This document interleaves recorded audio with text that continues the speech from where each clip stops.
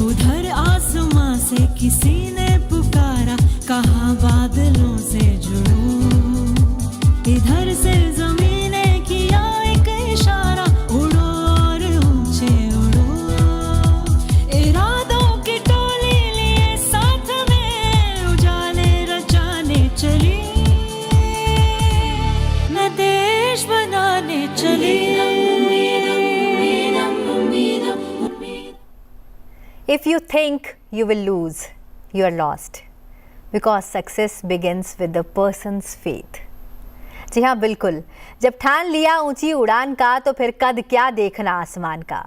नमस्कार, स्वागत है आप सभी का संसद टीवी पर। आप देख रहे हैं आपका कार्यक्रम अपना आसमान और मैं हूँ आपके साथ दीक्षा कोहली। वो कार्यक्रम जहाँ हम मिलते हैं उन नायिकाओं से जिन्होंने अपने सपनों के लिए हर मुश्किल राह को पार किया। आज हम आपको मिलवाने जा रहे हैं एक ऐसी प्रेरणादायक शख्सियत से जिन्होंने न सिर्फ अपनी सीमाओं को लांघा बल्कि हर बंदिश को चुनौती दी। एक ऐसी लड़की जिसने 16 बार हड्डियां टूटने के दर्द को सहा, मगर उसने अपने इरादों को कभी टूटने नहीं दिया। एक बेटी जिसे अपनों ने ठुकरा दिया मगर जिसने अपनी तकदीर खुद लिखी। एक युवा जिसने झुग्गी बस्ती में रहकर पढ़ाई की, दूसरों को भी पढ़ाया और आखिरकार यूपीएससी की परीक्षा पास कर दिखाया कि हौसला हो तो कोई भी मंजिल नामुमकिन नहीं होती। आइए अपना आसमां में आज मिलते हैं उमुल खेर जी से। नमस्कार मैम।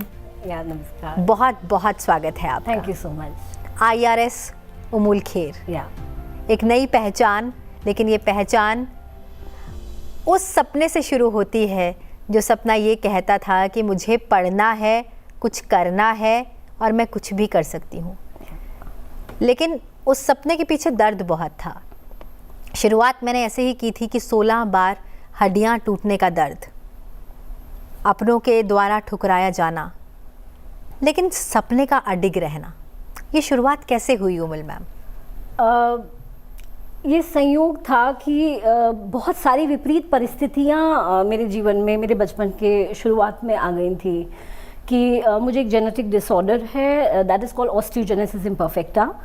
ऑस्टियोजेनेसिस इम्परफेक्टा में हड्डियाँ बहुत कमज़ोर होती हैं। सो बिकॉज ऑफ दैट मेरे बचपन में बहुत सारे फ्रैक्चर्स हुए। अराउंड मेरे दोनों पैरों में 16 बार फ्रैक्चर हुए, करेक्टिव सर्जरीज भी हुई। और पिताजी का एक स्टेबल काम नहीं था। पापा हज़रत निज़ामुद्दीन के बाहर के एरिया में पटरी पे दुकान लगाया करते थे और कुछ समय हमने बारापुरला के पास में एक स्लम एरिया था, वहाँ पे हम लोग रहे। तो आर्थिक स्थिति भी थोड़ी सी गड़बड़ थी, स्वास्थ्य भी ठीक नहीं रहता था। साल में 2 फ्रैक्चर हो जाते थे, 3 फ्रैक्चर हो जाते थे और प्लास्टर ऑफ पेरिस बन जाता था पैर पे। तो अगर एक बार, जैसे हम पलस्तर कहते हैं, एक बार अगर पैर में पलस्तर चढ़ जाता था तो 6 महीने तक रहता था। तो 6 महीने तक आप चल नहीं सकते, पैर पे जोर नहीं डाल सकते। तो इस तरह का बचपन था। हड्डियाँ बार बार टूट जाया करती थी, हर साल सर्जरी हुआ करती थी। फिर मेरी माता मुझसे दूर थी और मेरी दूसरी मेरे पिता की दूसरी शादी की वजह से मेरी दूसरी मम्मी थी, तो उनका भी स्नेह किसी कारणवश नहीं मिल पाया। तो इत्तेफाक ये सारी चीज़ें मिलजुल के एक कठिन समय बचपन का रहा। मैम, जिस तरह के समय का आप जिक्र कर रही हैं, ऐसा समय अमूमन यदि किसी के साथ होता है तो मन में कभी पॉजिटिव ख्याल तो नहीं आते, लेकिन ऐसे में वो हौसला लेकर आना कि मुझे तो पढ़ना है, अपना ध्यान उस दर्द से हटाकर एक सपने की ओर लेकर जाना, ये कितना मुश्किल रहा आपके लिए? ये बिल्कुल मुश्किल नहीं रहा, बल्कि हालात ने मेरे विचारों को बहुत ज़्यादा क्लियर कर दिया। मतलब मेरा एकदम जो फ्यूचर का विजन था वो बहुत साफ था कि मुझे क्या करना है और क्या नहीं करना। जिस परिप्रेक्ष्य में मैं रहती थी वहाँ पे बच्चे ज़्यादातर स्कूल ड्रॉप आउट्स होते थे। किसी ने 5वीं करके स्कूल छोड़ दिया, 4थी करके स्कूल छोड़ दिया, बच्चे पढ़ते नहीं थे। और लड़कियाँ घर में सुई धागे से दबका मोती का काम किया करती थीं और उनको 10 पीसेस बनाए तो मान लीजिए 5 रुपए मिले। इस तरह से मैंने अपने आसपास बच्चों को देखा था और मुझे इस बात का भी एहसास था कि मेरी डिसेबिलिटी बड़ी डायनेमिक है और अगर मेरे फ्रैक्चर्स वगैरह होते रहे और अगर मैं इस तरह दबके मोती के काम से अगर मैं अपना जीविका चलाऊंगी तो भविष्य बहुत अंधकारमय हो सकता है। तो ये जो चीज़ थी ये बचपन में मेरे जहन में आ गई थी कि इस तरह का अगर जीवन रहा तो बहुत दयनीय स्थिति हो जाएगी, तो हर हालत में इससे बाहर निकलना है।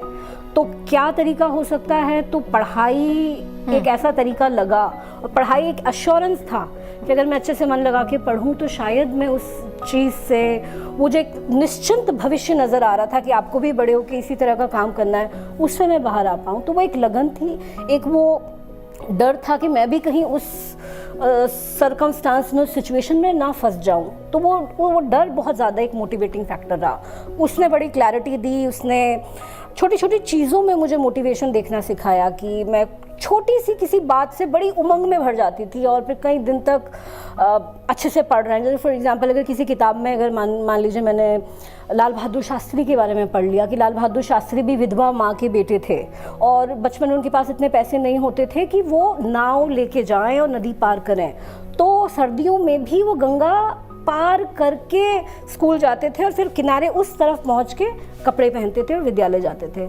तो ये सब चीज़ें पढ़ ली। कभी ओपरा विनफ्रे के बारे में कोई कागज़ का टुकड़ा आ गया तो उसके बारे में पढ़ लिया कि ओपरा का तो पूरा परिवार दूसरों के यहाँ पे झाड़ू पोछा लगाया करता था और दादी भी उनको एक अच्छी नौकरानी बनाना चाहती थी जो कि अपने मालिकों को खुश रखे और मालिकों की अच्छी जी हुजूरी कर पाए।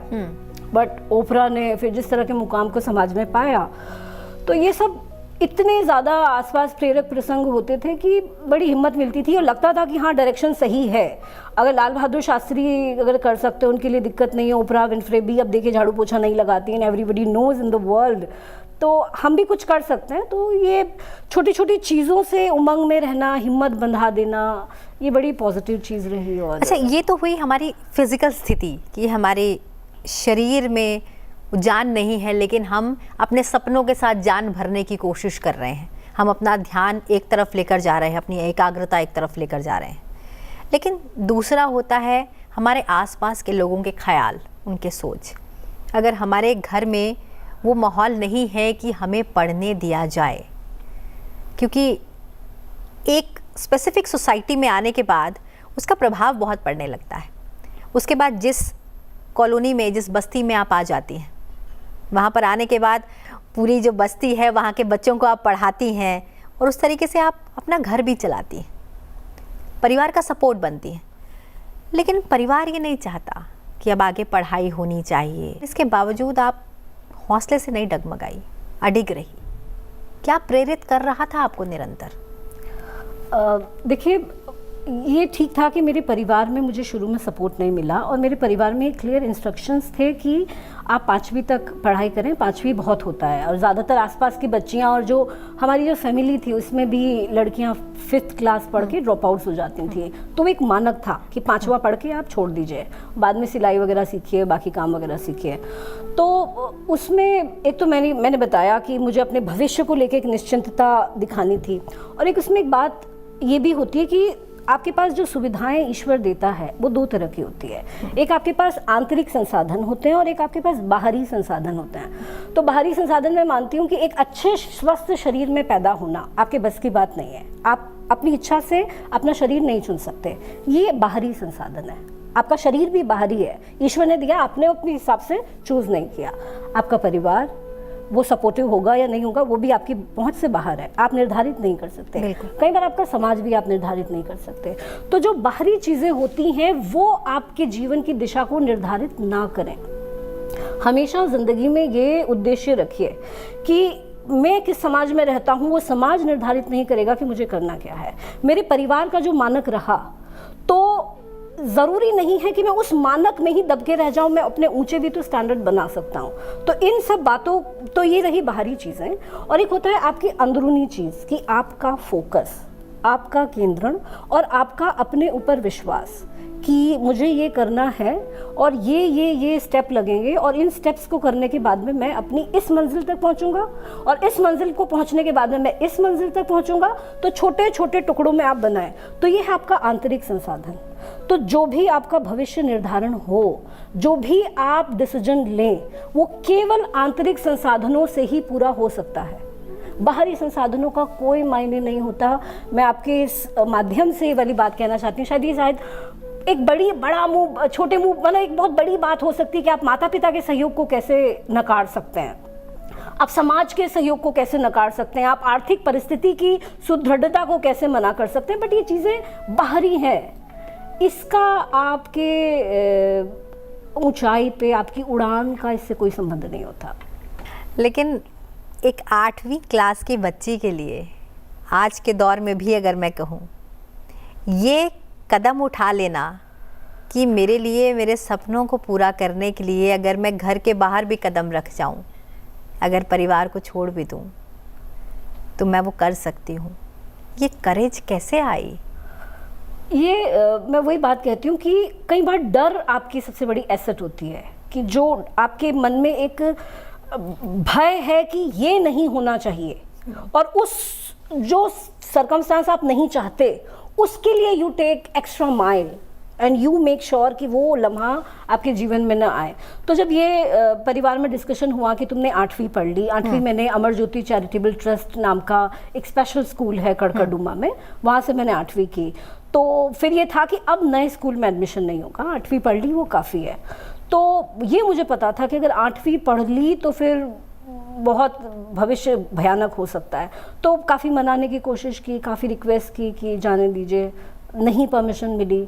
तो उस समय तक मैं बहुत पॉपुलर ट्यूटर बन चुकी थी अपने एरिया की, बच्चों को ट्यूशन पढ़ाती थी, मेरे स्टूडेंट्स बहुत अच्छा परफॉर्म करते थे, तो एक मान बन गया था लोगों का। और अगर जब फिर मैंने 8वीं में मान बन गया था। हाँ, एक आपकी परिस्थितियां भी आपको समय से कई बार पहले बड़ा बना देती हैं। तो मैं 8वीं में थी, मगर बहुत बड़ी बड़ी बातें करती थी, बहुत मैच्योर महिला की तरह बात करती थी। बच्चापन तो था ही नहीं मेरे में उस समय, क्योंकि सरकमस्टांस ऐसे थे कि मैं बचपन को अफोर्ड नहीं कर सकती थी। तो फिर मेरे स्टूडेंट्स के पेरेंट्स ने मुझे ऑफर किया था कि आप हमारे घर पे किराए पे रह लीजिए और बच्चों को पढ़ाते रहिए। तो फिर मैं उनके यहाँ पे एज ए ट्यूटर रहा करती थी और फिर बच्चों को पढ़ाया, आसपास के बच्चों को पढ़ाती रही। And I completed my 8th standard, 8th किया, फिर आगे 12th तक पढ़ाई की, फिर दिल्ली यूनिवर्सिटी से अप्लाइड साइकोलॉजी में बैचलर्स किया। 12th में आपके 91% मार्क्स आए, या आपने टॉप किया था। यस। 12वीं में टॉप करने की खुशी, उसके बाद दिल्ली यूनिवर्सिटी में गार्गी में आपको एडमिशन मिला। उसके आगे जो राह थी वो कैसी चली फिर? कॉलेज लाइफ भी बहुत इंटरेस्टिंग रही। अप्लाइड साइकोलॉजी मैंने इसलिए लिया था कि मेरे जहन में तो था कि मुझे यूपीएससी करना है, बट मैं एक अपना ऑप्शन बी रखना चाहती थी। मतलब मैं चाहती थी कि मेरे पास कुछ ऐसा हो कि अगर ईश्वर ना करे, अगर यूपीएससी के अटेम्प्ट में अगर कुछ गड़बड़ हो जाए तो I should have something in my hand. So applied psychology was a way कि मेरे पास अप्लाइड साइकोलॉजी होती। तो it is a kind of जिसे आप एक कह सकते हैं कि आप कहीं पे भी काउंसलर के तौर पे आगे पढ़ाई करने के बाद में स्कूल में काउंसलर के तौर पे लग सकते थे, तो वो बैकअप भी था। और साइकोलॉजी मेरा मनपसंद सब्जेक्ट भी रहा, तो साइकोलॉजी ली दिल्ली यूनिवर्सिटी में। फिर मैं डिबेट्स में बड़ा जाया करती थी। दिल्ली यूनिवर्सिटी में जब एनुअल फंक्शंस होते हैं तो डिबेट कॉम्पिटिशन्स चलते हैं पूरे DU में, अलग अलग कॉलेजेस कराते हैं, तो उसमें प्राइज़ मनी मिला करती थी। फर्स्ट प्राइज़ विनर को 1000 रुपया या 1500, 2000 रुपये भी कई बार प्राइज़ मनी मिलते थे। तो हम लोग कई बार डिबेट में सिर्फ इसलिए जाते थे कि प्राइज़ मनी हो, और ताकि जब वो प्राइज़ मनी मिले तो आप गैस का सिलेंडर ले लें, कमरे का किराया दे दिया जाए, कुछ किताबें जो पेंडिंग रह गई हैं वो किताबें हों। तो जहाँ दिल्ली यूनिवर्सिटी में जाते थे, हर डिबेट में फ़र्स्ट प्राइज़ लेते थे। और कि एक साल मतलब एक सेशन में, मतलब जो फेस्ट वाला सेशन होता था, तो मान लीजिए 25 कंपटीशन में भाग लिया तो 25 जगह पे फर्स्ट प्राइज़ आ रहा है। ज़्यादातर फर्स्ट प्राइज़ आता था या सेकंड प्राइज़ आता था। तो that was the time of Delhi university. फिर अप्लाइड साइकोलॉजी में BA करने के बाद I did my masters, but masters में मैंने साइकोलॉजी को कंटिन्यू नहीं किया। आप इंटरनेशनल स्टडीज़ की तरफ चली गई? I opted for international studies. हाँ, तो जवाहरलाल नेहरू यूनिवर्सिटी में एडमिशन लिया। उसका मेन रीज़न JNU में हॉस्टल फैसिलिटी का था। तो मैं कई बार इस बात को मानती हूँ कि JNU में आना मेरी लाइफ का एक टर्निंग पॉइंट रहा, कि त्रिलोकपुरी से हट के, त्रिलोकपुरी से बाहर निकल के जवाहरलाल नेहरू विश्वविद्यालय में आना और ट्यूशन मेरा एक तरीके से मैंने रोक दिया क्योंकि उसकी ज़रूरत नहीं थी। जेएनयू में इतनी नॉमिनल अमाउंट में मेरी पढ़ाई होती थी और हॉस्टल इतना सस्ता था कि आराम से मेरा गुजारा हो जाया करता था। तो कोमल जी, सच में मुझे लगता है कि ये बहुत मुश्किल है एक आम व्यक्ति के लिए सोच पाना कि आप 8वीं में एक फ़ैसला लेते हो कि आप घर से बाहर जा रहे हो, आप घर के बाहर कदम रख चुके हो, अब आप अलग रहोगे, आप बच्चों को पढ़ाओगे, आप अपना खर्चा चलाओगे, लेकिन आप अपने सपने को टूटने नहीं दोगे। उसके बाद आपने टॉप किया, आपने कॉलेज किया, आपने यूनिवर्सिटी की तरफ रुख किया, एडमिशन लिया। वो फ़ैसला आपका था कि अब आप उस बस्ती से बाहर अपने सपनों की दुनिया में कदम रख रही थी। लेकिन त्रिलोकपुरी की वो टीचर जो सबकी मन पसंदीदा टीचर थी, उनके लिए कितना मुश्किल रहा अपनी ट्यूटर को बाय बाय बोलना, उनको फेयरवेल देना, क्योंकि आपने कहीं उन बच्चों में वो ख्वाब जगा दिए थे। या दैट वाज द थिंग कि जब मैं ज़्यादातर मेरे स्टूडेंट भी मेरी ही क्लास में होते थे कि जब मैं 10वीं में थी, जब मैं 10th का एग्ज़ाम दे रही थी बोर्ड का, तो मेरे पास बहुत सारे बोर्ड के एग्ज़ाम के स्टूडेंट आते थे। तो हम और मेरे स्टूडेंट एक ही क्लास में होते थे। तो मगर मेरे कंसेप्ट इतने क्लियर होते थे और इतना मेहनत मैंने की थी, या आप ये कह लीजिए कि बच्चों को पढ़ा के जो जितने भी चीज़ें थी वो इतनी ज़्यादा अच्छे से समझ में आने लगी थी कि फिर मुझे अपने 10th की पढ़ाई करने की ज़रूरत नहीं रही।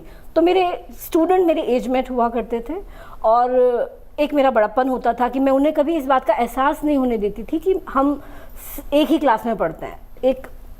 मैंने एक दायरा बना के रखी थी। फिर हाँ, जब मैं जेएनयू में जाने लगी तो मेरे स्टूडेंट बहुत ज़्यादा भावुक हुआ करते थे कि दीदी अब हमें कौन पढ़ाएगा और कैसे करके होगा। तो पर हाँ, ये था कि वो अच्छा, क्लासमेट लोग भी दीदी बोलते थे सब? हाँ, आई मेड श्योर कि दे कॉल मी दीदी।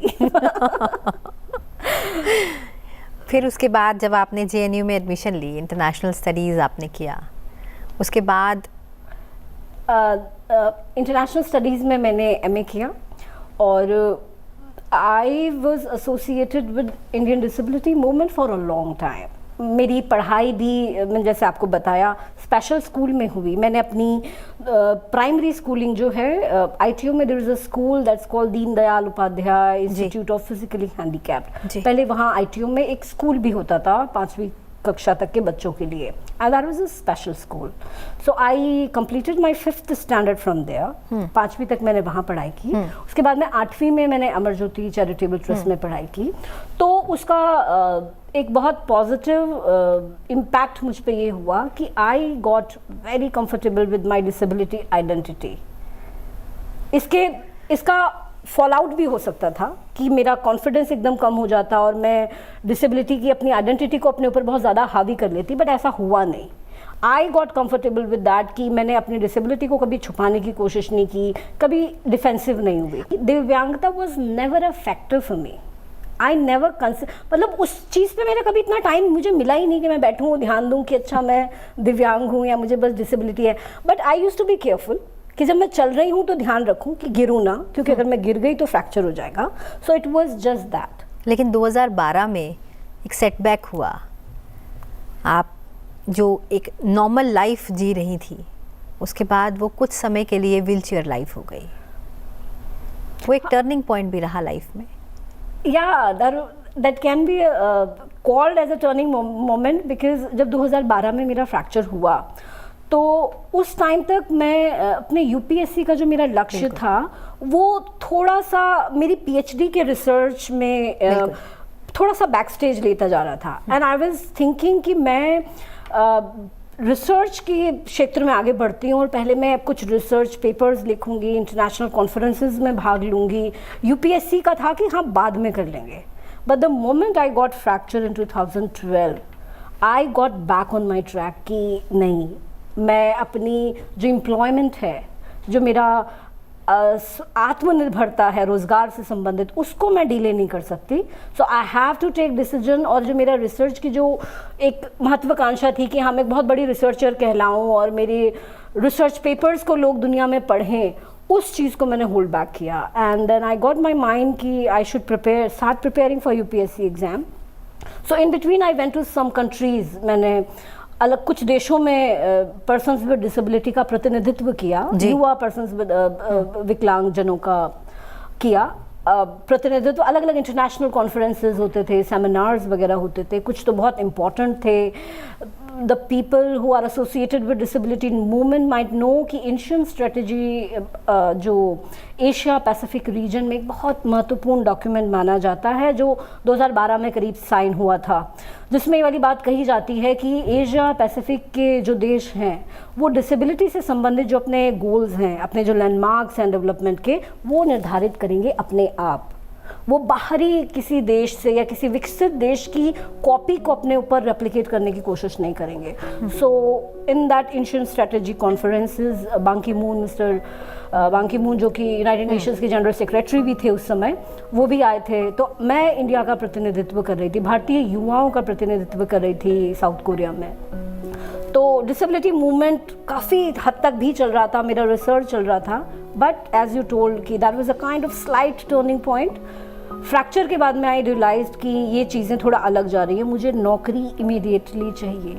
Like I can not be lingering around कि एक टाइम आए जब मैं फेमस रिसर्चर बन जाऊँ, मेरा पेपर बड़ी यूनिवर्सिटीज़ में पढ़ा जाए, उसमें टाइम लगेगा। So first I need to get something. So I got back to my old dream back कि हाँ यूपीएससी का जो सपना था वो पूरा करने का समय आ गया है। और जेएनयू में ट्यूशन पढ़ाने की ज़रूरत नहीं थी, तो now I use to have full time. पहले ऐसा होता था कि मैं बच्चों को ट्यूशन पढ़ाती थी तो दोपहर के 3 बजे से लेकर रात के 11 बजे तक ट्यूशन चलता था। जेएनयू में वो लग्जरी थी, टाइम था, तो तैयारी की। मैम इतना हौसला कहाँ से आता है? हमें अगर छोटी सी चोट लग जाती है तो हम ये सोचते हैं कि हमसे कुछ नहीं हो पाएगा, लेकिन आप जो एक बार इतना हौसला जुटाकर इतनी आगे तक आई, वो वापस व्हीलचेयर में आई तो उनके अंदर ये हौसला आ गया, अच्छा अब तो मुझे बैठकर पढ़ने का टाइम मिल गया। ये कैसे आता है इतना हौसला? मैं आपके दर्शकों को भी ये वाली बात कहना चाहती हूँ कि आपकी ज़िंदगी में जो सबसे बड़ा पुश फैक्टर हो सकता है ना, वो आपके डर हो सकता है। कि आप अपने किसी भी डर को अपने पीछे एक मोटिवेशनल फोर्स बना दीजिए। जैसे फॉर एग्जांपल अगर मैं जेएनयू में, मान लीजिए मैं रिसर्च में ही रह जाती और मैं इंटरनेशनल कॉन्फ्रेंसेस में जाती रहती, जैसे कि मैं प्रयास कर रही थी और रिसर्च पेपर्स वगैरह लिखती, और मान लीजिए जेएनयू में पीएचडी कंप्लीट करने के बाद अगर मुझे इमीडिएटली कहीं पे किसी कॉलेज में, मान लीजिए अगर मैं कुछ समय के लिए पढ़ाती, तो अगर मुझे मान लीजिए असिस्टेंट प्रोफेसर के तौर पे अगर कोई एम्प्लॉयमेंट नहीं मिलता, क्योंकि देयर इज नो सर्टेनिटी, ये कोई निश्चित नहीं है कि आप पीएचडी कर लें तो आपको रोजगार मिल ही जाएगा। तो आई वाज हैविंग अप्रीहेंशन कि अगर जेएनयू से निकल गए और अगर कहीं पे नौकरी नहीं लगी तो वापस फिर वही क्या त्रिलोकपुरी में जाके ट्यूशन पढ़ाना होगा क्या? तो it means immediately I had to take decision, I had to stop my research fantasies कि नहीं अब यूपीएससी करना है इससे पहले कि मेरा पीएचडी कंप्लीट हो। So I had to take decision accordingly. मतलब कहीं ना कहीं जहाँ जूनियर रिसर्च फेलोशिप आपकी थी वो आपने स्टॉप करके यूपीएससी प्रायोरिटाइज कर आप अपनी पीएचडी को थोड़ी देर के लिए आपने रोक दिया। I was doing PhD also, साथ आप कर रहे थे। जो रीगर मैं चाहती थी कि मैं एक मशहूर रिसर्चर बन जाऊं और मैं बहुत अच्छा योगदान दूं। उस सपने को छोड़ा नहीं, होल्ड किया। उसको मैंने होल्ड किया। और उसके बाद फिर आपने कदम बढ़ाई यूपीएससी की तरफ और आप पहली बार में आपने फर्स्ट अटेम्प्ट में आपने उसे क्लियर कर लिया। जब रिजल्ट आता है, हमारी मेहनत हमारे सामने होती है, हमारी परीक्षा का परिणाम हमारे सामने होता है, वो फीलिंग क्या होती है? एक तस्वीर भी हमने आपकी यहाँ दिखाई है कि शायद आपका रिटन एग्जाम क्लियर हुआ था। This is the photo of my UPSC interview. तो जब इंटरव्यू धौलपुर हाउस हम इसे फॉन्डली कहते हैं, तो ये बोर्ड बड़ा आइकॉनिक है रेड कलर का। तो यूजुअली जो लोग इंटरव्यू देने के लिए जाते हैं वो एक सेरेमोनियल टाइप की पिक्चर इसके सामने लेते हैं। तो that was the picture. I was not certain that time कि whether I would be getting selected और नॉट, बट हाँ एक कॉन्फिडेंस था कि जिस हिसाब से मेहनत हुई है तो रिजल्ट तो आएगा। वही मैं कहना चाहती थी, ये मुस्कान तो ये ज़रूर बता रही है कि जो ठाना है वो ज़रूर पाना है। यहाँ से फिर आपकी एक नई जर्नी शुरू हुई एज एन IRS। उसके बाद ज़िंदगी में क्या बदला? उसके बाद जीवन में कुछ ख़ास बदलाव मैं नहीं मानती, क्योंकि जो संघर्ष थे, जैसे मैं ये वाली बात अक्सर कहती हूँ कि कई बार लोग मुझसे पूछते हैं कि आपने इतना कठिन समय कैसे बिता लिया, पर इशू ये था कि मुझे कभी दिक्कत आई ही नहीं। जिस वक्त मैं त्रिलोकपुरी में रह रही थी, या मेरे फ्रैक्चर्स हुआ करते थे, या बहुत ज़्यादा आसपास ओपोजिशन था, तो मुझे कभी इस बात का एहसास ही नहीं हुआ कि मैं बहुत मुसीबत में पड़ी हुई हूँ। मैंने उस चीज़ को नॉर्मल लिया था। तो जब यूपीएससी के बाद में अगर कुछ चीज़ें बदली, पॉजिटिव हुई, तो मैंने उसको अपने सर पे नहीं चढ़ने दिया कि अब तो ब्यूरोक्रेट बन गए हैं ऐसा करके। तो आई वॉज वेरी ग्राउंडेड होने का रीज़न एक ये भी हो सकता है कि जब आप इतना कुछ लाइफ में देख लेते हैं, when you see seasons in your life, तो बहुत चीज़ों से आपको कोई फ़र्क नहीं पड़ता। तो अगर यूपीएससी भी अगर हुआ है, और अगर मान लीजिए कुछ लोगों की नज़र में अगर आप अफसर बन भी गए, तो मेरे लिए बहुत बड़ी कोई बात नहीं कि अब मैं अफसर बन गई, and you know lot many things have got change. It is normal for me, it is a great job by which I can contribute in the nation building. मैं वो चीज़ें कर सकती हूँ जो कि हम कई बार एक कल्पना करते हैं, एक सपना देखते हैं। So I just take it like that. इतनी लंबी जर्नी रही, बहुत से अप डाउन्स थे, बहुत से क्या मैं कहूँ कि टोटल अप डाउन्स ही थे, बहुत सा स्ट्रगल था, लेकिन कभी पीछे मुड़कर नहीं देखा आपने। इस पूरी लाइफ की बात करूँ तो most happiest moment of life कौन सा रहा आपका? जो मेरा टीचर्स के साथ में जो मेरा टाइम था, वो मेरा happiest aspect of my life कहा जाएगा। कि अगर घर में अगर कुछ मतलब वात्सल्य की या स्नेह की जो अगर अभाव था, तो मेरे टीचर्स ने बहुत अच्छे से पूरा किया, और बड़ा लाडला करके मुझे उन्होंने रखा, और बहुत प्यार करते थे, बड़ी हिम्मत बढ़ाते थे।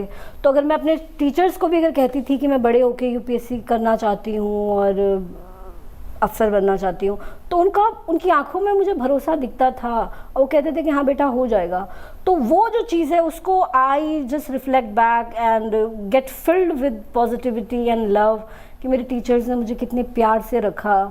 तो ये एक संदेश अध्यापकों को भी है, और वो लोग जिनसे बच्चे जुड़ जाएं, उन लोगों से है कि आप हो सकता है कि बच्चे की कामयाबी का या बच्चे की काबिलियत का आंकलन ना कर पाए, बट आपका अगर आपकी निगाह में अगर बच्चे ने संदेह देख लिया, तो बच्चे का हौसला टूट जाएगा। तो आप उस बच्चे को ये दिखाइए कि वही आईएएस बनेगा, वही अफसर बनेगा, उसके अलावा तो कोई बन ही नहीं चाहता। सिर्फ आपका इतना कह देना उस बच्चे की भविष्य की दिशा को भी निर्धारित कर सकता है। कुछ क्विक फास्ट आंसर्स। उमुल खेर अगर आईआरएस ना होती तो क्या होती? Famous researcher. Turning point of life? Lot many. From when I was around 5 year old, तो मैं राजस्थान में रहती थी अपनी मम्मी के साथ। तो जब मैं 5 वर्ष की थी तब मैं दिल्ली आई थी, क्योंकि मेरी मम्मी उधर कुछ काम नहीं कर पा रही थी। मेरी मदर को स्किज़ोफ्रेनिया हो गया था राजस्थान में, तो मुझे दिल्ली अपने पापा के पास भेज दिया गया था। तो that coming to Delhi from Pali Marwar was a turning point. Coming to JNU was a turning point. So, which is your favorite dish? Salad, biryani. What motivates you? मेरे मोटिवेशन लेने का जो स्टैंडर्ड है वो बहुत छोटा है, कि अगर मैं किसी चींटी को भी देख लूँ कि हाँ चींटी परिश्रम कर रही है, तो वो महाराणा प्रताप वाली जो कहानी है कि आप गुफा में बैठते हैं और चींटी बार बार जाती है, तो आपको जंग लड़ने की प्रेरणा मिल जाती है। तो उसी तरह से मैं छोटी छोटी चीज़ों से इंस्पायर हो जाती हूँ। जैसे मान लीजिए बीज है, पौधा है, तो पौधे को देख के आप इंस्पायर हो गए कि पौधा मुरझाया हुआ था, आपने 5-6 दिन उसको पानी दिया, पौधा ठीक हो गया। तो वो अपने आप में इतना एक मोटिवेशन होता है कि आप पौधा अपनी आंखों के सामने रख के बैठ जाते हैं कि हाँ ये पौधा मेरी नज़र के सामने रहे, कि हाउ इट गॉट रिवाइव्ड। तो ये सब चीज़ें मुझे, मैं आसपास देखती हूँ और कोई भी चीज़ मुझे हिम्मत दे देती है। Who is your first inspiration? Lal Bahadur Shastri, Subhash Chandra Bose. कौन सा गाना है जो आप पर बिल्कुल फिट बैठता है या फिर आपको मोटिवेट करता है या आप अक्सर गुनगुनाती हैं? दिस नॉट गाना, इट्स कविता। लाइक बचपन में सुनना चाहूँगी। मैं 10वीं क्लास में मेरी एक ऐसे की किताब में ये कविता की पंक्तियाँ थी कि ये अरण्य झुरमुट जो काटे अपनी राह बना ले, सुकृत दास ये नहीं किसी का, जो चाहे अपना ले। क्या बात। और जीवन उसका नहीं युधिष्ठिर, जो इससे डरते हैं, ये उसका जो चरण रोप निर्भय होकर लड़ते हैं। क्या बात। This is the poem that I love. क्या बात है। और आपने अपनी ज़िंदगी इन पंक्तियों के हवाले कर दी और आप निर्भय होकर हर चुनौती के साथ लड़ती रही, आगे बढ़ती रही और आपने इस आसमान में अपनी उड़ान भर ली। उमुल मैम, जाने से पहले एक छोटा सा संदेश आपसे ज़रूर लेना चाहूँगी, ख़ास तौर पर उन लोगों के लिए जो ये मान लेते हैं कि हम अपने जीवन में ये नहीं कर सकते, या फिर ख़ास तौर पर उन दिव्यांग महिलाओं के लिए जिन्हें ये लगने लगता है कि हमारे लिए अब जीवन में सिर्फ अंधकार ही बचा है। उनके लिए आप क्या कहना चाहेंगी? क्योंकि हम तो कहते हैं ज़िंदगी बहुत खूबसूरत है और एक ही बार मिलती है। आपका इस मामले में क्या संदेश है? या thank you so much for the good question. मैं आपके दर्शकों को ये वाली बात कहना चाहती हूँ कि आप दूसरों की सफलता से मतलब डरिए मत कि अरे ये तो इतने ज़्यादा समझदार थे, इतने ज़्यादा तेज़ तर्रार थे, कॉन्फिडेंट थे, इन्होंने कर लिया, मैं तो इतनी कॉन्फिडेंट नहीं हूँ, मेरा कैसे हो पाएगा। आप इस बात अपने ऊपर भरोसा रखिए और आप अपनी जर्नी को स्पेशल मानिए। हर एक व्यक्ति स्पेशल है, हर एक व्यक्ति की जर्नी स्पेशल है। तो आपको अपने आप को कम आंकने की या किसी से इंटिमिडेट होने की ज़रूरत नहीं है, पहली बात। और दूसरी बात यह है कि आप तीर से अपनी प्रेरणा लीजिए कि जब एक तीर छोड़ा जाता है तो आपको जितना ज़्यादा दूर छोड़ना होता है, तीर उतना पीछे जाता है। तो यदि अगर आपके जीवन में कोई सेटबैक आ रहा है, आप बार बार असफल हो रहे हैं, आप काम करना चाहते हैं परंतु आपको उसका फल नहीं मिल रहा, तो इसका मतलब है कि जो अगर आप ईश्वर में विश्वास करते हैं या कर्म पे विश्वास करते हैं, तो मानिए कि आप वो तीर हैं, आप पीछे खींचे जा रहे हैं। इसका मतलब है कि आपको आगे जाना है, आप बहुत आगे जाएंगे। तो उस तीर को अपने आप को समझिए कि मैं वो तीर हूँ। तो कभी भी असफलता आए तो डरने की ज़रूरत नहीं है। कभी भी ये मत सोचिए कि मैं कम हूँ, मैं नहीं कर पाऊँगा, ऐसी कोई बात नहीं है। अपना सम्मान रखिए, अपने ऊपर कॉन्फिडेंस रखिए और आपको दुनिया में अगर कोई उठा सकता है तो केवल आप उठा सकते हैं। अगर कोई आपका भला कर सकता है तो केवल आप अपना भला कर सकते हैं। तो जस्ट हैव द कॉन्फिडेंस। अगर कोई आपका सच्चा दोस्त है तो वो आप अपने दोस्त हैं। तो अपने आप को इंटरनलाइज करिए, बाहर सहारा ढूंढने के बजाय, बाहर मोटिवेशन लेने के बजाय अपने अंदर अपने आप को समझिए, अपने दोस्त बनिए, अपने ऊपर यकीन रखिए, सफलताओं के पीछे मत भागिए, असफलताओं को गले लगाइए। जब असफलताओं से सीखेंगे, उससे भयभीत नहीं होंगे तो अपने आप सफल होंगे। तो ये ज़रूरी नहीं है कि आप एक्स्ट्रा ऑर्डिनरी हों, ऑर्डिनरी रहकर भी छोटे छोटे स्टेप लें तो एक्स्ट्रा ऑर्डिनरी बना जा सकता है। So have confidence on yourself. बिल्कुल, बहुत बहुत धन्यवाद मैम। सही कहा है किसी ने, फेल का मतलब होता है फर्स्ट अटेम्प्ट इन लर्निंग। जब तक हम सीखेंगे नहीं तब तक हम आगे नहीं बढ़ सकते। बहुत बहुत शुक्रिया उमुल मैम इस कार्यक्रम में शामिल होने के लिए और हम सबको ये एहसास कराने के लिए कि आसमान की उड़ान भरने के लिए उस हौसले की ज़रूरत होती है जो हमारे अंदर होता है, क्योंकि हम खुद के सबसे बड़े सपोर्ट हैं। बहुत बहुत शुक्रिया ma'am. Thank you so much. और इसी के साथ यही कहना चाहूँगी कि होकर मायूस ना यूं शाम से ढलते रहिए, ज़िंदगी भोर है सूरज से निकलते रहिए, एक ही पाँव पर ठहरोगे तो रुक जाओगे, धीरे धीरे ही सही अपने सपनों की उड़ान भरते रहिए। और अभी के लिए मुझे दीजिए इजाज़त। नमस्कार।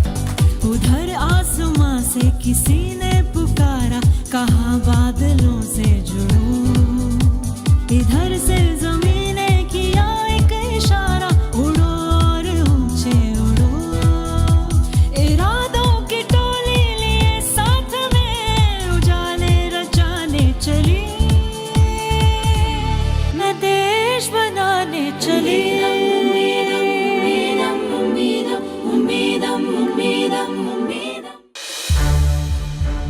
संसद टीवी के और भी प्रोग्राम्स देखने के लिए सब्सक्राइब करें हमारा YouTube चैनल और हाँ, इन्हें लाइक और शेयर करना ना भूलें।